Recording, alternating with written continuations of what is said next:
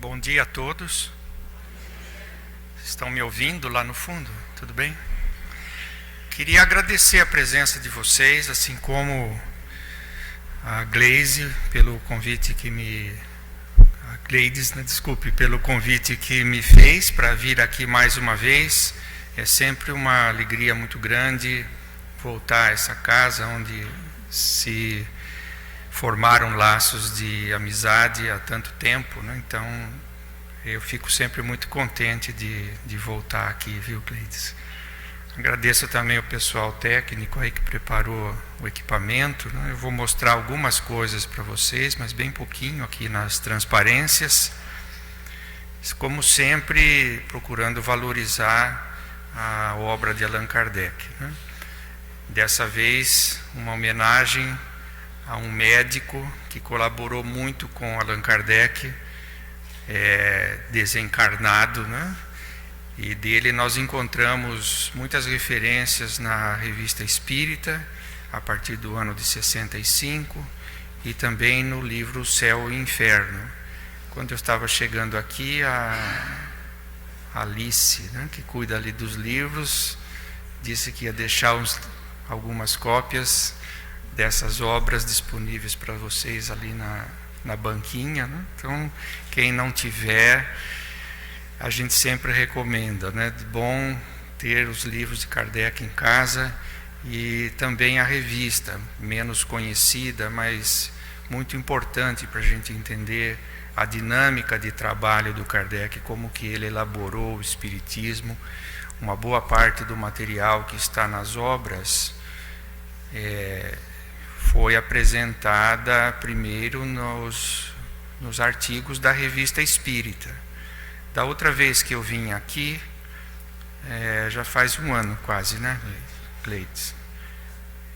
Também falei de uma ligação entre a Revista Espírita e as obras que são mais conhecidas de Kardec, envolvendo um outro médico, né, desencarnado, com o qual Kardec travou uma importante conversa e que foi transcrita na Revista Espírita. Kardec não dá o nome dele, inventa um nome fictício, porque ele tinha morrido há pouco tempo, né? O Dr. Xavier. Então nós vimos como que o Kardec aproveitou essa conversa com o Dr. Xavier, recém-desencarnado, e que se comunicou por via mediúnica para elaborar diversas das questões do Livro dos Espíritos. Então nós mostramos aqui as ligações entre a revista e o Livro dos Espíritos na sua segunda edição, né? Porque a primeira edição, como vocês sabem, saiu antes do início da revista, em 1857, mas a segunda edição do Livro dos Espíritos é de 60, sendo que a revista foi fundada em 58. Então houve 2 anos de revista antes da publicação da segunda edição definitiva, né, do Livro dos Espíritos, e uma boa parte dos acréscimos que foram feitos na segunda edição do Livro dos Espíritos provieram da revista. A gente hoje vai ver uma ligação entre a Revista Espírita e o livro Céu e Inferno. Quase todo mundo deve ter lido ou tem em casa, né, o Céu e Inferno, sabe que esse livro, que foi publicado em 1865, ele tem 2 partes. A primeira parte é mais teórica, né, sobre a perspectiva espírita acerca da vida futura, né, o céu e o inferno, e a segunda parte é inteiramente formada por comunicações de espíritos de diversas categorias que justamente comprovam a teoria, embasam a teoria que o Kardec apresentou na primeira parte do livro. Então essa segunda parte é dividida por capítulos segundo a categoria dos espíritos. Ele começa com a categoria dos espíritos felizes, e é justamente nessa parte dos espíritos felizes que tem várias páginas sobre esse doutor Demeure, que tem ali uma foto dele as fotos estavam começando naquela época, né? Tem toda a aparência de ser uma foto mesmo desse médico. Então nós vamos ver como que o material que provavelmente vocês já leram e que está no Céu e Inferno, e que vale a pena ler de novo para quem não leu, né? Para quem já leu, desculpe, veio da Revista Espírita. Aí o material foi amplamente condensado, né? Porque tem muitos artigos da revista sobre o Dr. Demereux, começando exatamente no mesmo ano da publicação do livro Céu e Inferno, né? Então não foi coincidência de que mais ou menos ao mesmo tempo, a partir do mês de março de 65, apareceu um artigo na revista, depois em abril outro artigo, em novembro outro artigo, e nesse intervalo é que foi composto o livro Céu e Inferno, né? Então estava muito presente para Allan Kardec esse caso desse médico, que foi um médico francês que tinha desencarnado justamente nessa época, né? Ele morreu no dia 25 de janeiro desse ano de 65, numa cidadezinha no sul da França. Eu vou até colocar aqui um mapa. Então isso eu já falei, né? Fontes deste estudo, Revista Espírita, especialmente os primeiros artigos que estão em março, abril e setembro de 65, e depois continua isso até o fim da encarnação de Kardec, ou seja, 69, aparecem numerosas outras referências ao espírito já desencarnado, né, Dr. Demereux, como um dos grandes apoiadores pessoais e também no nível teórico da obra de Allan Kardec, a partir desse momento. E o Céu e Inferno, como eu disse, na parte 2, o capítulo sobre os espíritos felizes, Dr. Demereux tem esse título, né? Então depois vocês vão ler lá. E para quem tiver mais tempo, né, continuar desenvolvendo mais o tema que eu vou apresentar aqui, que é essa flecha vermelha, né, de cima para baixo, que indica que o material do Céu e Inferno veio da Revista Espírita. O que eu vou mostrar para vocês é apenas uma fração muito pequena, alguns dos fatos principais relatados nos 3 primeiros artigos, e depois vocês continuam em casa, né? Então aqui está o mapa da França. Não é mera curiosidade, mas nós vamos ver uma referência importante à distância entre as duas cidades. Ele morreu, tinha vivido, trabalhado como médico homeopata, numa cidadezinha ao sul da França, chamada Albi. Tem uma estrela vermelha ali. Ela fica perto de 2 cidades grandes, né, Toulouse e Montpellier. E Paris, onde viveu Kardec, bem lá em cima, né? No meio do mapa, bem lá em cima. Vocês podem, alguns milhares de quilômetros de distância de um lugar para o outro, né? Na época não tinha como viajar a não ser por carruagem, né? Ou a cavalo, né? Eles não se conheceram em vida, né? Mas se corresponderam bastante e houve imediatamente uma grande simpatia entre os dois. Dr.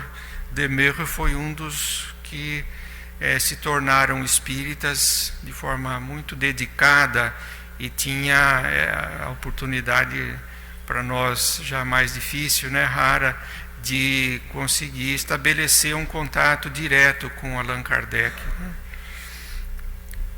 Então nós vamos ver alguma coisa ainda sobre esse fato daqui a pouco, né? Então o que eu vou mostrar para vocês é um pouco desse artigo, começando com esse de março,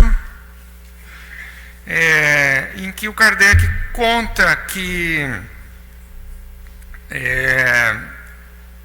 ficou sabendo, ele morreu no dia 25 de janeiro, no dia 30 de janeiro, Kardec ficou sabendo da morte do seu amigo, enfim, por correspondência, né?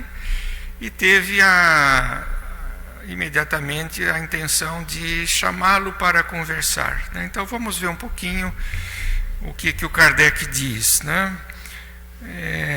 Seu caráter, ele começa apresentando aos leitores da revista esse médico. Seu caráter, tanto quanto o seu saber, tinham-lhe granjeado a estima e a veneração dos seus concidadãos. Só o conhecemos por meio de sua correspondência e das cartas de seus amigos, mas isso bastou para nos revelar toda a grandeza e nobreza dos seus sentimentos. Sua bondade e sua caridade eram inesgotáveis, e, malgrado a idade avançada, nenhuma fadiga o impedia de ir socorrer os pobres doentes. Ele é um exemplo de pessoa humana e de médico também, né? E assim, talvez por uma feliz coincidência, quando eu cheguei aqui, a Gleides falou: olha, eu vou começar a ler um livro que acabou de ser publicado, né? Quem sabe talvez possa até ser vendido aqui, mas isso ainda não foi decidido. É um livro, ela me mostrou esse livro chamado Uma Nova Medicina para um Novo Milênio, a Humanização do Ensino Médico, publicado pela Associação Médico Espírita Brasileira. Reúne textos, pelo que eu vi no índice agora, né, de muitas pessoas que são médicos e espíritas preocupados com essa questão da humanização da medicina e, em particular, do seu ensino. E a gente tem aqui no Dr. Demereux, se a gente ler e meditar nos textos sobre ele na revista, um exemplo maravilhoso de uma medicina humanizada, né? O Kardec ressalta isso aqui, fazendo notar que ele tinha uma bondade e uma caridade inesgotáveis, e embora já velho, né, bastante idoso, ele nunca media esforços, né, para ir socorrer os doentes, dizendo em seguida que o preço das visitas, naquele tempo, ao contrário de hoje, né, os médicos é que iam até onde estavam os doentes, né? Uma coisa para a gente pensar. Eu, quando era criança, várias vezes o médico vinha em casa, né?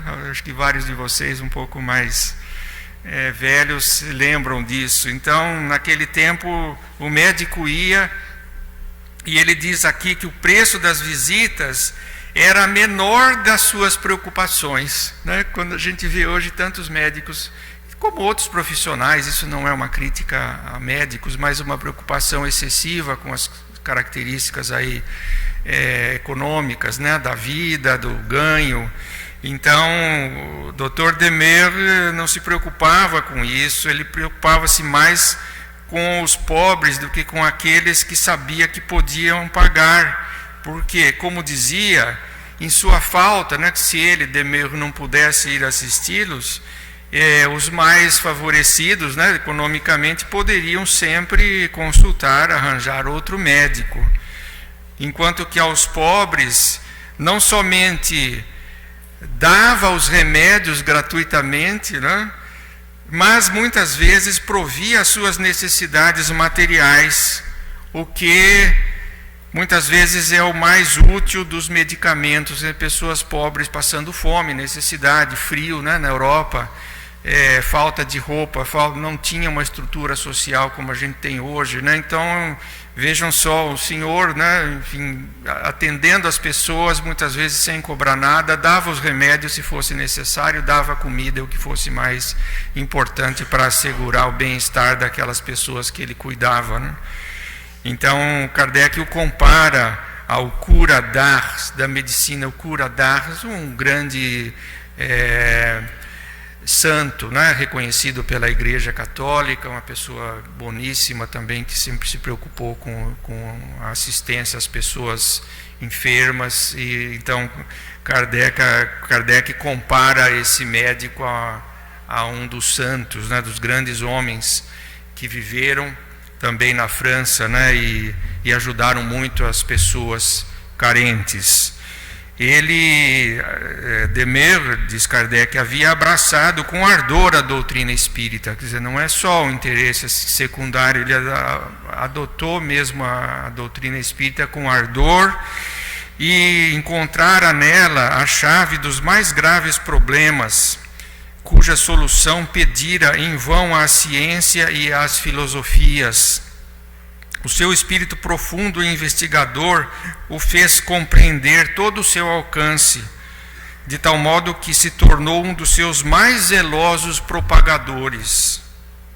Embora jamais nos tivéssemos visto, dizia-nos em uma de suas cartas, Demer escrevendo a Kardec, que estava convencido de que não éramos estranhos um ao outro, e que havia relações anteriores entre nós, né? Justamente a perspectiva espírita permite essa possibilidade, né? Aquela enorme simpatia, afinidade, né? Dos sentimentos e das ideias entre os dois, revelava possivelmente que eles já tinham se conhecido, né? No mundo espiritual, antes de encarnar ou em outras encarnações. Sua prontidão em vir até nós assim que morreu, agora como espírito, né? Os cuidados que nos dispensou nas circunstâncias em que nos achávamos no momento. Kardec, justamente nesses dias, teve uma grave crise de saúde, ele passou muito mal, né? E foi justamente o Dr. Demer que veio cuidar dele, né? Já desencarnado. Então nós vamos ver um pouco mais de detalhes sobre isso abaixo. Aqui ele está simplesmente revelando no começo que houve essa aparente coincidência, né, Demer morrer 2 ou 3 dias antes de Kardec passar mal, e dá tempo dele vir, né, ajudar a cuidar da saúde de Kardec. Isso, como diz Kardec, parece confirmar, né, essa suspeita, né, que Demer expressou a ele, de que eles tinham um laço de afinidade muito maior do que aquele formado ali por meio das cartas, né? Então Kardec soube da morte dele no dia 30 de janeiro, 5 dias depois, e o nosso primeiro pensamento, diz Kardec, foi o de nos entretermos com ele, por via mediúnica, claro, né? Kardec nunca deixava de fazer isso. Tem inúmeros outros casos, alguns dos quais talvez eu já tenha até comentado aqui com vocês, da volta, né, quase que imediata, muitas vezes antes mesmo do sepultamento do corpo da pessoa, membros da Sociedade Espírita de Paris que se comunicaram mediunicamente. Então Kardec, quando soube da desencarnação do amigo, ele pensou, né, em manter uma conversa com ele por via mediúnica. E isso de fato aconteceu, né, naquela mesma noite do dia 30, através de uma médium da Sociedade Parisiense de Estudos Espíritas, a senhora Casemajur. Ele foi chamado, né, evocado, e disse o seguinte, por via mediúnica. Então vamos ler o trechinho, né, bem curto da comunicação que ele deu. Eis-me aqui. Ainda em vida, prometi a mim mesmo que, logo que estivesse morto, viria, se possível, apertar a mão do meu caro mestre e amigo Allan Kardec. Quer dizer, ele sabia que ele estava bastante enfermo, que logo ele desencarnaria, e ele já tinha essa proposta, né? Assim, logo que eu partir, eu vou lá, né? Conhecê-lo de perto, embora com a diferença de um estar encarnado e o outro desencarnado. A morte havia dado à minha alma esse pesado sono que se chama letargia, mas o pensamento velava. Sacudi esse torpor funesto que prolonga a perturbação que se segue à morte, e despertei. E dei um salto, fiz a viagem. Então, assim, voltamos à história do mapa, né? A distância física enorme, né, para a época, não quer dizer nada para o espírito. Então, tão logo ele se viu novamente lúcido, né, passado aquele momento da perturbação que se segue à morte, ele foi imediatamente ao encontro de Allan Kardec. Ele, então, o pessoal lá que o evocou, ele já estava lá, né? Esse ele diz, né? Estava junto de vós, caro e venerado amigo, quando o senhor Sabó, que era um dos participantes da reunião, né, da sociedade, falou em fazer minha invocação, e eu o atendi. Sou feliz, estou na glória. Quem jamais poderia descrever as esplêndidas belezas da terra dos eleitos, os céus, os mundos, os sóis, seu papel no grande concerto da harmonia universal? Pois bem, tentarei, meu mestre, fazer um estudo deste novo mundo, e virei depor junto a vós a homenagem dos meus trabalhos de espírito, que antecipadamente vos dedico. Quer dizer, ele não só procurou imediatamente cultivar a velha amizade com Kardec, mas ele se prontificou a ajudá-lo do ponto de vista da pesquisa do mundo espiritual. Ele falou: agora que eu estou desencarnado, dizendo em outras palavras, né, que eu estou vendo essas novas dimensões da vida, eu prometo fazer estudos sobre as condições da existência após a desencarnação e virei trazer a vós, né, ao Kardec, o fruto desses trabalhos que ele dedicava ao próprio Kardec. Ele fala, outra coisa que eu não vou ler o resto, né, que ele se tornou imediatamente mais jovem, né? Do ponto de vista espírita, a gente sabe que existe um corpo espiritual, o perispírito, e ele rapidamente recuperou as suas características melhores, né? Ele passou a ser mais jovem, mais leve, podia ir onde quisesse. Os sintomas da enfermidade que o vitimou logo desapareceram, né? Ele rapidamente superou aquela fase de transição e estava, digamos assim, em plena forma, né? E ele agradece muito, né, a bondade de Deus por ter propiciado essa alternância, né, entre a vida e a morte, entre a morte e a vida. Então não deixem de ler o texto inteiro, eu dei só aqui a apresentação. E agora, na sequência desse mesmo texto que saiu no mês de março, da Revista Espírita, quer dizer, Kardec não perdeu tempo, né? Isso estava acontecendo no finzinho de janeiro, começo de fevereiro. Naquele mês que se seguiu, ele certamente estava preparando o número de março. Em março já saiu toda essa conversa, né, com Demer, as circunstâncias da morte do espírito. E ele acrescentou também, nesse mesmo texto, duas comunicações que foram dadas no dia seguinte à morte do Dr. Demer, portanto no dia 26 de janeiro, não em Paris, né, como essa última que eu acabei de ler uns trechos, que é do dia 30, mas no próprio dia 26, ele tinha morrido 25, no dia 26, ele se comunicou em uma cidade próxima a que ele morava, onde havia um grupo espírita, né, do qual ele participava, a cidade de Montauban. E esses dois textos são transcritos aqui, eles são muito interessantes. Eu vou ler uns pedacinhos para vocês. Mostra, assim, 24 horas depois de morto, ele estava já em plena atividade, né? O assunto, o Kardec até pede um pouco de desculpa por transcrever essas duas comunicações, porque o assunto dizia respeito especificamente à doença de Allan Kardec, né?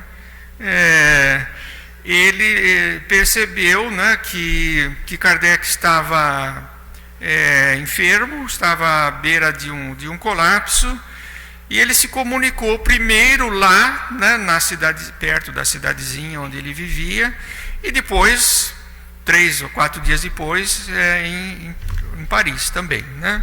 Então, certamente demorou um pouco para as pessoas de Montauban mandarem as cartas, né, para Kardec, mas deu tempo dele publicar, né? Então, vamos ver aqui, né?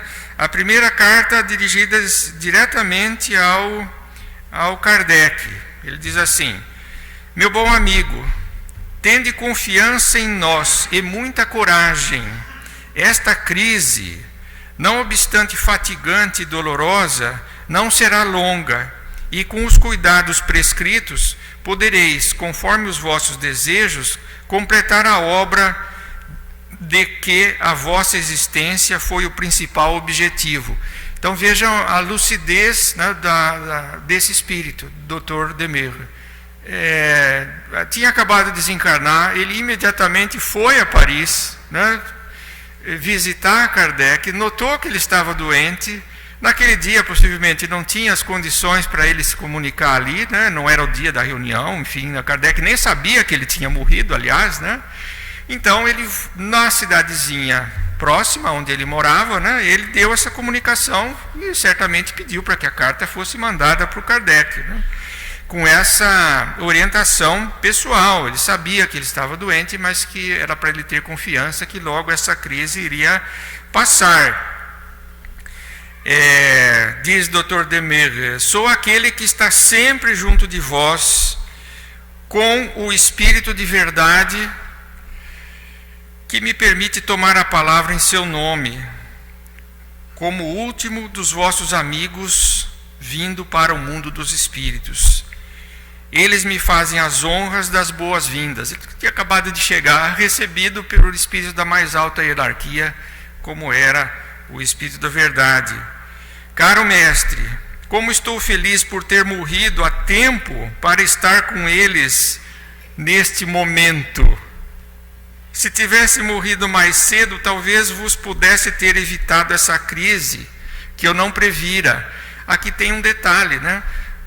Pela correspondência entre os dois, certamente, quando eles se tornaram muito amigos, Kardec deve ter contado um pouco para ele da condição de saúde, que já vinha se deteriorando pelo excesso de trabalho, né? E ele encarnado, enfim, mais limitado do que na condição de espírito livre, provavelmente ele sabia que Kardec corria um certo risco, mas ele não tinha conseguido, ainda vivo, né, prever a crise. Quando ele desencarnou, como ele foi lá, ele se diz até lamentar: se eu tivesse morrido um pouco antes, quem sabe, né, pudesse ter dado orientações. Mas agora, de agora em diante, velarei por vós. Caro mestre, é vosso irmão e amigo, que está feliz de ser agora espírito livre, para poder estar junto de vós e vos prodigalizar cuidados na vossa moléstia. E agora vem uma orientação mais específica. Faz muito calor aqui. Ele estava relatando que o lugar em que Kardec se encontrava estava muito quente. Eu também estou com calor. Falando em calor, né? Lembremos o seguinte: mês de janeiro é muito frio, é o pico do inverno, né, na Europa, e as casas têm que ser aquecidas. As pessoas não conseguem ficar lá dentro sem um aquecimento, né? À época, o aquecimento era feito com as lareiras, ou seja, queimava-se lenha, né, ou carvão para aquecer a casa. E o espírito, percebendo essa situação, diz o seguinte: faz muito calor, esse carvão é fatigante. Enquanto estiverdes doente, não o queimeis. Ele continua a aumentar a vossa opressão. Os gases que dele se desprendem são deletérios. É uma orientação direta, né? Muito específica. Ele nunca tinha ido lá para ver a casa do Kardec, mas ele, como espírito, tinha ido e viu que pelo menos parte do problema se devia a essa circunstância da lareira se desprender gases deletérios. Na época não sabia o que era, hoje nós sabemos, né? Monóxido de carbono, dióxido de carbono, várias outras substâncias que saem dos objetos queimados e que realmente fazem muito mal. Kardec tinha um problema circulatório, né, que foi o que o vitimou, e provavelmente ele tinha algum tipo de falta de ar, né, de fadiga, e o espírito está falando, olha, esse carvão queimado aqui está agravando a situação, né? Provavelmente Kardec seguiu, passou um pouco de frio, mas apagou a lareira ou fez alguma outra forma, né, de aquecer a casa. Depois, né, ele, na outra mensagem, também escrita à distância, ele diz: sou eu, Demerle, o amigo do senhor Kardec, venho dizer-lhe que estava ao seu lado quando lhe ocorreu o acidente, que poderia ter sido funesto sem uma intervenção eficaz para a qual tive a felicidade de contribuir. Quer dizer, Kardec estava passando mal e ele já imediatamente já se envolveu na assistência ao amigo, né? Evitando uma piora que poderia ter sido fatal, né? Então eles conseguiram acudir Kardec. Certamente depois de alguns dias chegou a carta aconselhando ele desligar a lareira, né? E a partir de então nós encontramos muitas ocasiões em que esse espírito está cuidando do Kardec, como médico, né? O médico desencarnado, o médico espírita e espírito também, né? Vocês podem ver detalhes também sobre essa assistência no livro Obras Póstumas. Obras Póstumas, como o nome diz, é uma coletânea de textos que Kardec não publicou, né, e que outras pessoas deram à luz em 1690, né? E entre os textos publicados tem os textos teóricos sobre questões do espiritismo e tem também alguns textos pessoais sobre as circunstâncias da vida do Kardec, os bastidores, né, da sua atuação como espírita, e ali tem várias pequenas mensagens do espírito Demerle dando orientações de saúde para o Kardec, em geral pedindo para ele trabalhar um pouco menos, né? Aquilo estava acima das suas forças, como a gente sabe muito bem. Então é um espírito que se integrou inteiramente, né, não só do ponto de vista pessoal nos cuidados ao Kardec, mas também trazendo informações muito relevantes para a questão das curas espirituais, né? E aí a gente já passa para o artigo de abril de 65, portanto no mês seguinte, né, ao mês em que saíram todas essas notícias, as comunicações das quais eu li uns pedaços, outras das quais eu não falei, mas que estão lá também, né? Parte desses textos foi para o livro Céu e Inferno, né?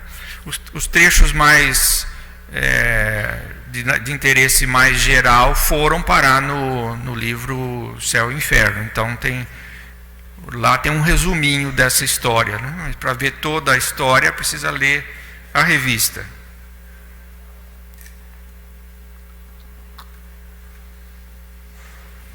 Então, no mês seguinte, mês de abril, apareceu um artigo importante na Revista Espírita chamado Poder Curativo do Magnetismo Espiritual, ou Magnetismo dos Espíritos, Espírito do Dr. Demerle. E aí, mais uma vez, Kardec, extremamente antenado, como a gente diria hoje, né, na nossa gíria, ficou sabendo de um caso de uma senhora cujo nome ele não dá por inteiro. Ele diz que é uma senhora chamada Madame G, senhora G. Olhando a revista um pouco antes, a gente descobre que o marido dela, o senhor G, que também não sabemos, né, tinha sido membro da Sociedade Parisiense de Estudos Espíritas. Ele era um membro titular da Sociedade Parisiense de Estudos Espíritas. Ele desencarnou, a viúva foi também depois admitida como membro da sociedade. Mas, como ela morava longe, ela morava perto do lugar onde viveu o Dr. Demereux, na outra cidade um pouco maior chamada Montauban. E ela conhecia em vida o Dr. Demereux, que tinha sido o médico dela, né? Aí, poucos quilômetros de distância, ele cuidava dela, dessa viúva. E ela tinha ligações com Kardec a ponto de ser também membro da Sociedade Parisiense de Estudos Espíritas. Essa senhora G era médium vidente, ou seja, ela via os espíritos, e era sonâmbula lúcida. Essa expressão foi cunhada pelo Kardec, né, para designar aquelas pessoas que têm uma capacidade de, na interpretação espírita, né, de ter alguns momentos em que o espírito se distancia, digamos assim, né, se desacopla um pouco do corpo denso, e ela passa a ter experiências no mundo espiritual, como todos nós, aliás, temos durante o período em que nós dormimos, né? Quando a gente dorme, o espírito não precisa ficar ligado ao corpo o tempo todo, afrouxam-se os laços que prendem o perispírito ao corpo, e nós gozamos de liberdade. A diferença para o sonâmbulo é que o sonâmbulo faz isso estando acordado, ele não precisa dormir, né? E os sonâmbulos lúcidos são aqueles que se lembram, depois que passa esse processo de transe, eles se lembram exatamente do que aconteceu, né? Então, o sonâmbulo lúcido é alguém que, num momento especial, né, de transe, como a gente diria hoje, essa palavra não existia à época, sai um pouco do corpo, para dizer de uma forma bem simples, presencia certas coisas que dizem respeito à realidade material ou espiritual, e é capaz de depois descrever o que ele fez durante aqueles instantes, né? Então, essa senhora G tinha essa capacidade de ser sonâmbula, lúcida. Até aí tudo bem, né? Ela provavelmente deve ter, na correspondência com o grupo de Paris, deve ter tido várias ocasiões em que ela falou sobre isso, relatou seus casos para o Kardec, né? Mas nós não sabemos nenhum detalhe. O que chamou a atenção nessa ocasião foi que ela torceu o pé. Ela teve uma entorse aparentemente muito séria, né? Ela não conseguia mais andar, torceu feio o pé, né? E aquilo criou uma situação de muita dor para ela. E aí o Dr. Demereux, tendo já desencarnado e sendo amigo dela, né, ele também foi cuidar dela, né? Foi cuidar dela. Quer dizer, continuando, né, a sua dedicação às pessoas que estão necessitando, nesse caso de cuidados médicos, né? E aí é muito curioso, porque a primeira providência, né, que a gente deve fazer, e que os parentes dela estavam tomando, era chamar o médico, né, para cuidar daquele pé torcido. Mas, como ela era sonâmbula, lúcida, e ela era vidente, Demereux apareceu a ela e disse que ele mesmo ia cuidar do caso, mesmo estando desencarnado, né? E aí começam as informações muito relevantes sobre como que os espíritos podem cuidar da nossa saúde, né? Não é só num nível muito genérico, muito abstrato. Em certas circunstâncias, onde há condições para isso, eles podem ter uma atuação bastante direta. Foi o que aconteceu nesse caso, né? Kardec até comenta aqui, né, que ele não perdia tempo, e como espírito continuava sua obra de alívio da humanidade sofredora.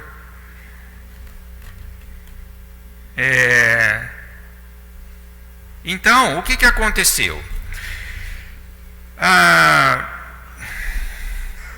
Essa senhora G era muito sensível. Os amigos espíritas dela e do Dr. Demer ficaram preocupados em dar a notícia de que ele tinha morrido. Eles esconderam essa notícia. E ele, Demer, sabia que eles tinham omitido a informação para a senhora. Então, ele queria cuidar dela. Veja que coisa complicada, né? Ele queria cuidar dela, ele viu que ele tinha condições de cuidar dela, mas ele não queria se identificar, aparecer para ela, porque se ele aparecesse, ela o viria como espírito e ia ver que ele estava morto, né? Então, ele cuidou dela sem aparecer o rosto. E aí a própria senhora G viu que chegou esse espírito. Não se sabe como que ele fez, né? Chegou perto, olhando para o lado, né? E ela começou a ver um espírito curvado sobre a sua perna, mas a sua fisionomia ficava oculta a ela. Ele realizava fricções e massagens, exercendo de vez em quando uma tração longitudinal sobre a parte doente, da mesma forma como teria feito um médico encarnado. Aí a gente não sabe os detalhes, né? Mas ela via como que o espírito mexendo no pé dela, fazendo massagens, girando para lá e para cá, tentando alongar, né? Mas não era nada físico. Quer dizer, ele estava atuando num outro nível, né? E a gente vai ver que no fim das contas deu certo, né? A manobra era tão dolorosa que a paciente por vezes gritava e fazia movimentos desordenados. Era um caso muito notável, né? Porque a ação do espírito normalmente é muito sutil. A gente está o tempo todo, né, em contato com espíritos, com seres desencarnados, com os nossos amigos de preferência, né? A gente gostaria que sempre ficassem espíritos bons ao nosso lado. E eles podem nos auxiliar pela intuição. Isso qualquer um de nós, não precisamos nem ser médiuns, né, para poder receber o auxílio dos espíritos que são nossos protetores, nossos anjos de guarda. Nesse caso aqui havia algo mais. Esse espírito tinha, na própria médium, por ela ser médium, ele tinha condições de manipular de forma mais intensa, né, a fonte do problema, que era não era uma doença grave, era um problema puramente físico. E mesmo assim, ele achou que podia intervir, e de fato, como a gente está vendo, ele o fez, né? A crise não durou muito. Ao cabo de 10 minutos, toda a marca de entorse havia desaparecido. Sumira o edema. Edema é um inchaço, né? Torceu o pé, incha. Em 10 minutos, o pé havia recobrado sua aparência normal. A senhora G estava curada. E aí Kardec desenvolve estudos longos, né? Não vou ler aqui, é um artigo grande do mês de abril, comentando, né? Aproveitou essa informação que lhe chegou por cartas, né? Os espíritas de Montauban que presenciaram a reunião, né, em que essa mulher foi curada pelo espírito Dr. Demelo, e ela mesma descreveu o que estava acontecendo. Eles escreveram a Kardec, deram os detalhes, e o Kardec não ficou na mera curiosidade, né? Ele, como um pesquisador, a grande cabeça pensante, né, na criação do Espiritismo, imediatamente ele explorou, no bom sentido, esse caso para investigar a fundo como que funcionam essas curas espirituais. E aí ele faz aquela distinção que quem lê o Livro dos Médiuns já viu, entre as situações em que o auxílio do Espírito a nós, né, se faz de forma direta, e aí é o que ele chama de magnetismo espiritual, que é o título do artigo, né? É só o Espírito, não tinha nenhum encarnado participando, a não ser ela, que ela era a própria paciente, né? E a situação em que o Espírito precisa do auxílio de um encarnado. Aí esse encarnado se torna um coadjuvante. Ele é alguém que participa do processo, canalizando os fluidos do Espírito e também contribuindo um pouco com o seu. Isso é mais ou menos o que acontece, na maior parte das vezes, nos processos simples, né, de passe na casa espírita, por exemplo. O passe não é um processo de cura dessa natureza aqui, ele é um processo misto. A gente evoca os espíritos amigos, né, certamente que eles estão do lado de lá, sabem melhor do que nós das necessidades de cada um que vai tomar o passe, e aproveitam a boa vontade nossa, como encarnados, vários de nós têm a capacidade de ajudar nesse processo de transmissão de fluidos. Mas, em geral, não é nada extraordinário, ajuda muito, né? Muitas vezes a recuperação é apressada ou até muito rápida. Mas esse caso que ele estava tratando tem duas características distintas. Era só o espírito, então é o magnetismo, como ele diz, puro, só do desencarnado, e a cura foi muito rápida, né? E ali a gente encontra provavelmente algumas explicações, né, que o Kardec dá, que dizem respeito à elevada condição espiritual do Dr. Demerro. Ele não era uma pessoa qualquer, né?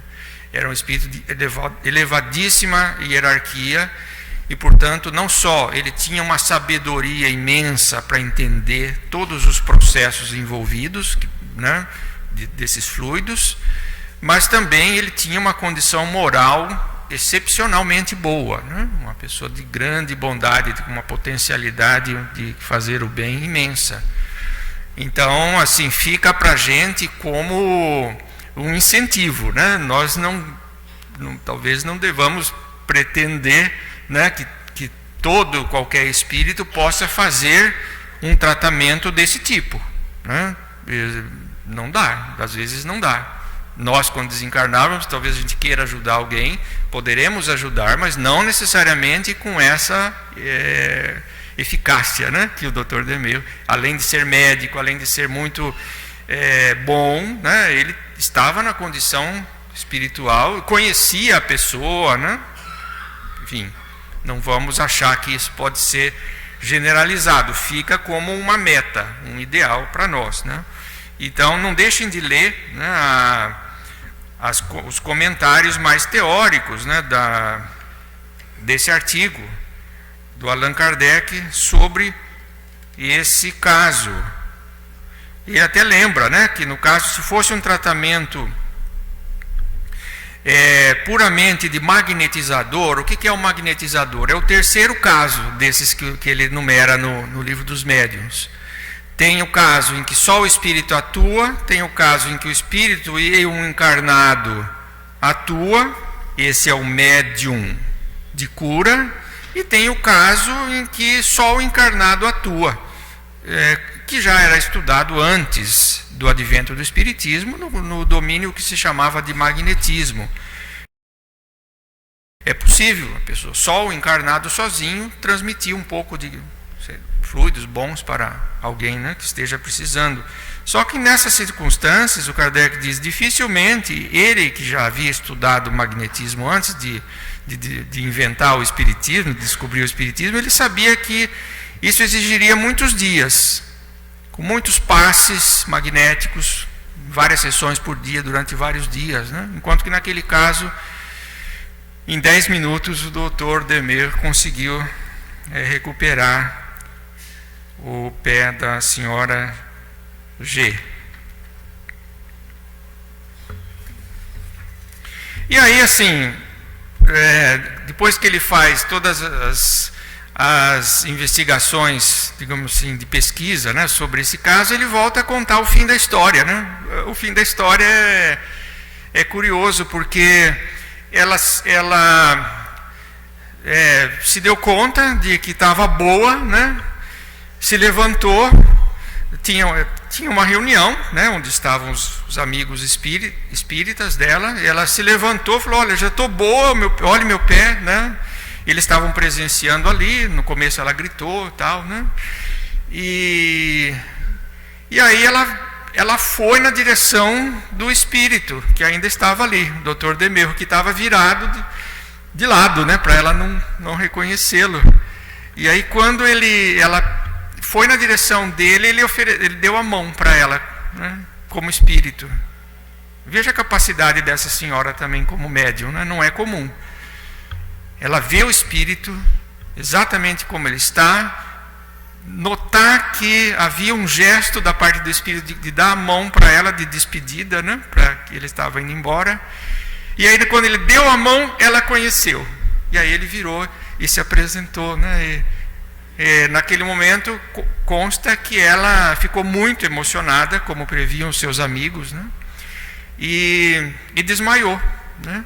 Ela desmaiou, precisa ser acudida de novo, né? Então ele estava indo embora, voltou, porque agora, né, o problema não era a entorse no pé, mas era a emoção muito forte, né, de ter visto que o seu benfeitor era justamente o seu médico, que tinha desencarnado poucos dias antes e que ela não estava sabendo ainda, né? Então foram duas informações inesperadas para ela, né? Reconhecer ele ali e imediatamente ela concluiu que ele tinha desencarnado, né? Então, mas logo ela fica bem, né? Enfim, teve um final feliz a história. O outro caso, gente, que eu tinha programado, não vai dar tempo da gente fazer aqui, né? Mas fica o convite para que vocês olhem em casa. Ainda no mesmo assunto, né? Kardec, no mês de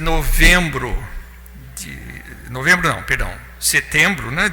Do mesmo ano, de 1865, ele começa o fascículo da Revista Espírita com um longo artigo sobre a mediunidade curadora. Deve ter umas 10 páginas, ou talvez até um pouco mais. É um dos textos mais completos de Allan Kardec sobre essa questão de como que a dimensão espiritual da vida pode influenciar nas nossas condições de saúde e de recuperação da saúde, né, no caso de estarmos enfermos. Não deixem de ler isso. Tem trechos esparsos, né, no Livro dos Médiuns, no Evangelho segundo o Espiritismo, no último capítulo. Tinha muito mais na primeira edição do Evangelho segundo o Espiritismo, depois o Kardec tirou, né? Isso foi mais ou menos na mesma época. Mas tem assim uma recomendação forte: leiam os artigos que eu comentei antes, né? Março, abril, e principalmente esse de setembro de 65, um longo artigo sobre a mediunidade curadora, com todos os detalhes, todas as nuances, todos os casos, as circunstâncias favoráveis ou desfavoráveis, como que os espíritos podem ajudar a gente a se recuperar, o cuidar da saúde. E aí,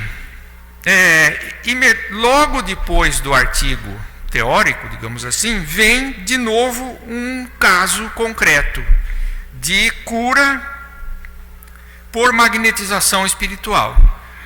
É um caso semelhante ao anterior, também é um espírito que intervém, e por acaso, o próprio senhor Demerro. Só que era uma outra pessoa, né? Agora é uma situação mais grave. Não era um pé torcido, e sim um braço quebrado, né? Uma senhora chamada Madame Morel quebrou o braço, o antebraço, aqui, pertinho do cotovelo. Até hoje isso é meio complicado, né? Quando é muito perto aqui, dá trabalho, os médicos operam, põem pinos e assim por diante, né? Tem 2 ossos aqui. Então, era uma fratura muito grave para a época.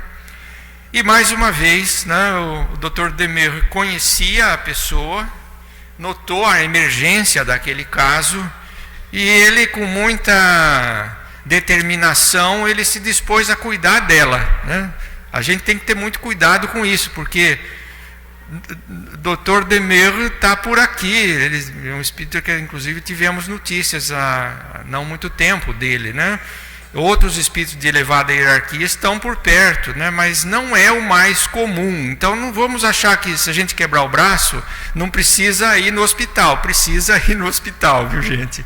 É sempre prudente, né? Primeiro esgotar os recursos médicos que a gente tem, né? Porque afinal de contas, nesse caso, é um problema puramente físico. Ela caiu, quebrou o braço, né?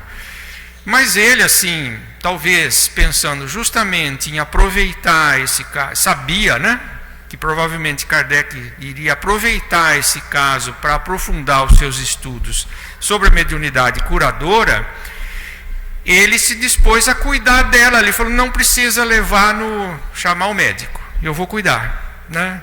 E aí, mais uma vez, a gente tem umas circunstâncias muito especiais, né?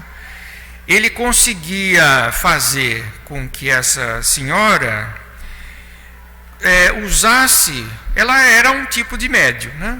Não médium vidente, sonambúlica como a outra, né? Mas ela percebia de forma muito clara as determinações do espírito. Então ele fez a própria senhora Morel cuidar do seu braço. Ele deu indicações de como que tinha que fazer umas talas, umas faixas, e com a mão esquerda dela ele fez o curativo. E aí precisou refazer várias vezes, ela tornou cair de noite, né? Então é uma história longa. E esse espírito, com imensa determinação, né, e sabedoria, ele cuidou do caso.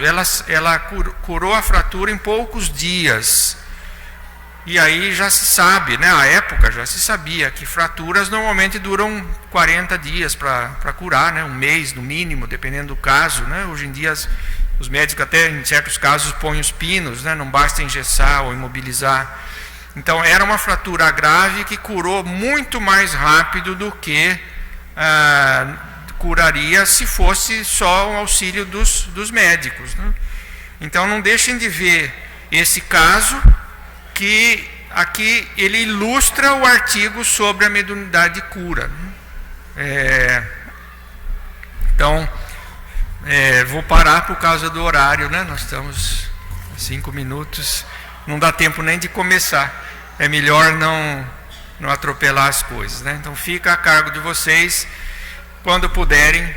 A gente sabe que a Revista Espírita também está grátis na internet, né? Não pode se comprar em papel, né? Tem edições disponíveis, talvez até aqui, né, Gleides? Não estou vendo mais a Alice. Quem sabe tem aqui, ou tem na internet, né? Grátis, quem tem acesso à internet pode ler ali, ler só esses trechinhos, né? Dá para ler sem ler o resto, mas assim, vocês vão gostar tanto que vocês vão acabar querendo ler tudo, né? Então, é a dica. Muito obrigado, gente.